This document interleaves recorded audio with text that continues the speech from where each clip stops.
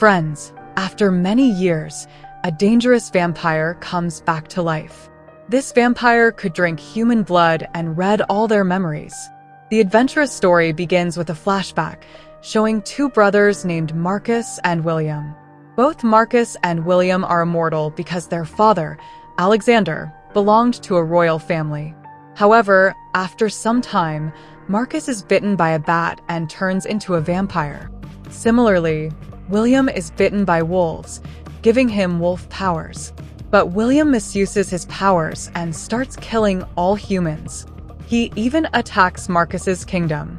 When Marcus's people learn about this, they immediately go to William. First, Marcus's allies burn those whom William has bitten and infected because they could turn into wolves after some time. They chain William completely, but he transforms into his terrifying wolf form. Because William had taken so many lives, Marcus's allies suggest killing him. However, Marcus doesn't want to kill his younger brother in this manner. He decides to imprison William forever instead. The scene then shifts to the present time, where we see a vampire named Celine who has killed one of Marcus's allies. Marcus, who was a very dangerous vampire in his time, has been alive for so many years by burying himself underground. But Celine knows that if Marcus finds out about all these things, he will surely seek revenge on her. Celine has a very good friend named Michael. Here, some people decide to go and eliminate Marcus because he is such a powerful vampire that if he is freed, no one will be able to stand against him. As soon as they dig up the ground to bring him out, the shocking thing is that Marcus is not present there. Suddenly, Marcus appears before them in his true form, a very dangerous vampire. Marcus has two large wings and he attacks everyone present, drinking their blood, which gives him immense powers and energy. Moreover, Marcus absorbs all the memories of anyone whose blood he drinks. Now, Marcus wants to find the killer of his deceased ally, who is none other than Celine. Celine is on a mission with her friend Michael. After stopping at a place, Celine goes ahead alone to take care of some work, unaware that Marcus is following her. Celine keeps trying to escape to save her life.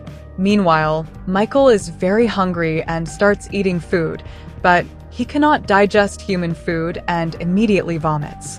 At this point, it is revealed that Michael is a wolf currently in his human form.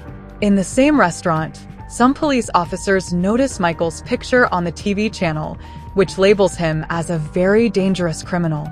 The police officers, upon recognizing Michael in the restaurant, start shooting at him. Michael quietly escapes into the forest to save his life. Coincidentally, after going a bit further, Celine and Michael meet each other. However, Celine notices that Michael's body is covered with bullet wounds and he has become very weak due to blood loss. Therefore, Celine tells Michael to drink her blood as soon as possible to gain some energy. When Michael does so, he indeed gains a lot of power and they both start running away from there immediately. But the real game was just beginning. Marcus arrives at that place, wanting to kill Celine. However, before Marcus can act, Michael starts shooting at him continuously. Taking advantage of the opportunity, Michael and Celine escape quickly. They hijack a truck to speed away, but Marcus, with the help of his large wings, follows them. He even tries to overturn the truck, but fails and falls off. Marcus stops pursuing them because dawn is approaching. No vampire can go out during the day. Inside the truck, as the sun's rays hit Celine's body, her skin starts to burn because she, too, is a vampire and her body cannot withstand the daylight. Michael quickly covers Celine and drives the truck into a small factory to shield her from any light. Once in the dark, everything becomes alright. It is revealed here that Michael and Celine are in love with each other. After escaping from such an intense fight, Michael and Celine start making love in the truck. Then we see an old man named Lawrence, who arrives at the place where Victor's dead body is. When Lawrence checks Victor's body, he finds a strange device inside it. A circular type of amulet needs to be inserted into the device, and this amulet is with none other than Michael. Michael had shown this amulet to Celine, but she also didn't know anything about it. Therefore, Lawrence orders all his men to find and bring Celine and Michael by any means. When Celine wakes up, she sees Michael's amulet near her. She doesn't know what it does and, without thinking much, presses the middle part of the amulet, causing it to expand slightly. Suddenly, Celine starts having visions of her past, where she is a little girl holding the same locket. The visions are very blurry, so Celine can't understand them. She asks Michael about the amulet, but he knows nothing either. Celine then tells Michael that she knows a very old vampire who has extensive knowledge of vampire history. He might help them find out more about the amulet. Celine and Michael immediately set off towards the location of this vampire. After many hours of travel, they encounter several werewolves along the way. Michael helps Celine fight them off, and eventually, they reach the vampire historian who knows all about the history of vampires. Celine asks this vampire about the locket, and he reveals that the world's first vampire was Marcus. The historian vampire reveals that the first werewolf was Marcus's younger brother, William. After gaining immense powers, William became uncontrollable and started killing everyone. William's army of werewolves had grown very large, so Marcus made a deal with Victor. Marcus granted Victor immortality in exchange for his help in killing the werewolves. With Victor's large army, they joined forces with Marcus and the vampires to eliminate the werewolves. Eventually, Marcus managed to imprison William forever. The locket that Michael possesses is the key to freeing William from his imprisonment. Moreover, the historian vampire tells Celine that she is a descendant of Marcus's family, and it was Marcus who killed her parents. As a child, Celine had all the memories of where William was imprisoned. Besides Marcus, Celine is the only one who knows William's location, and this amulet can release William from his captivity. Celine asks the historian vampire more questions, but he doesn't have all the answers. Therefore, he tells Celine about another person who might help her. Celine and Michael immediately set off to find this person. However, after some time, Marcus arrives and violently interrogates the historian vampire.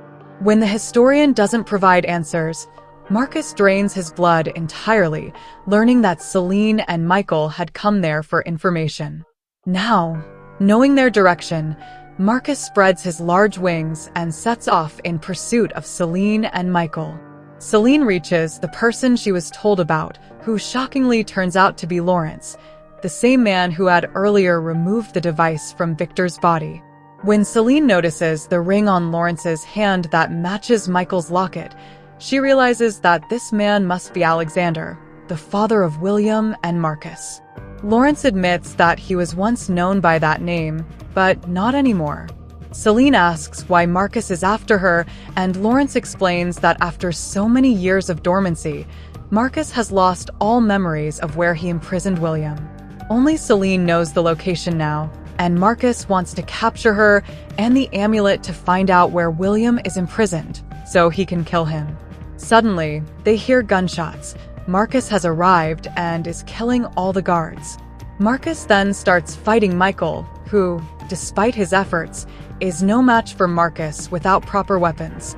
After severely injuring Michael, Marcus approaches Celine to kill her, but stops to drink a bit of her blood to learn the location of William's imprisonment.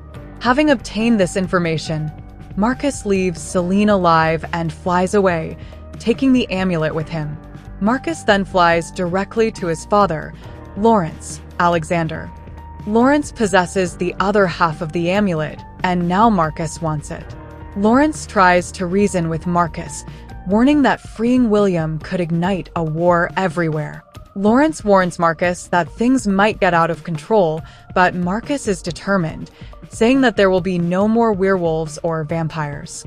He envisions creating a new species combining the strengths of both vampires and werewolves through the union of himself and his brother William. To achieve the other part of the locket, Marcus kills his own father. Meanwhile, Celine finds out that Michael has died from his severe injuries. She is devastated but goes straight to Lawrence, who is on the brink of death. Lawrence tells Celine to drink his blood to gain immense powers. Moments later, Lawrence dies, and Celine knows what she must do. She gathers Lawrence's forces and heads to the place where William is imprisoned. However, Marcus arrives first. He reaches the prison, inserts the locket into the lock, and opens it. William, who has been imprisoned for so many years, has fully transformed into a terrifying and monstrous werewolf. Initially, William lunges at Marcus, intending to kill him, but Marcus convinces William that they are still brothers and should understand each other. Marcus wants to create a new species that would be far more powerful than vampires or werewolves by combining his and William's DNA. Soon after, Celine and her team arrive. They enter through the water and prepare for battle. Marcus attacks Celine, but now, armed with the knowledge and the power she gained from Lawrence, she fights back fiercely. The confrontation escalates as Celine and her allies face Marcus and the unleashed William, leading to an epic battle that will determine the fate of both vampire and werewolf kind.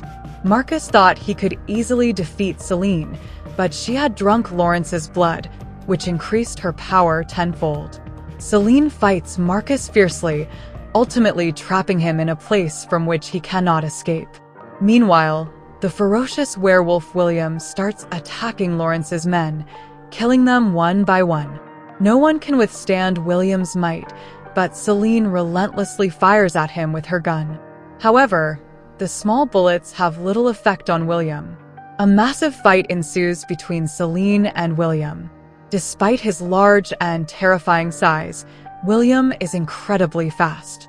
Meanwhile, inside a helicopter, Michael's dead body starts showing signs of reaction as if some energy is reviving him. Celine continues her struggle against William, refusing to give up easily.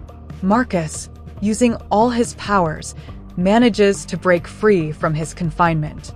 Now, both Marcus and William confront Celine, advancing to kill her. Just at that moment, Michael, fully revived and in his complete form, arrives on the scene. Michael directly engages in combat with William, while Marcus grabs Celine. This time, Celine holds her ground against Marcus, thanks to the power of Lawrence's blood coursing through her veins. The battle between Michael and William is intense, but Michael ultimately manages to kill William. Upon seeing his brother dead, Marcus goes into a frenzy, unleashing his sharp wings and stabbing Celine with them, severely wounding her. Celine, now fueled with immense power from Lawrence's blood, manages to break one of Marcus's wings and drives a sharp piece through his head, killing him. With Marcus, William, Victor, and Alexander, all the antagonists, now dead, the immediate threat is eliminated. The surprising twist occurs when a bit of sunlight hits Celine, and her body does not burn. Michael is astonished to see this. It turns out that Lawrence's blood has altered Celine, making her immune to the harmful effects of sunlight. With peace restored, Celine and Michael look forward to living their lives together. And so, our adventurous story concludes here.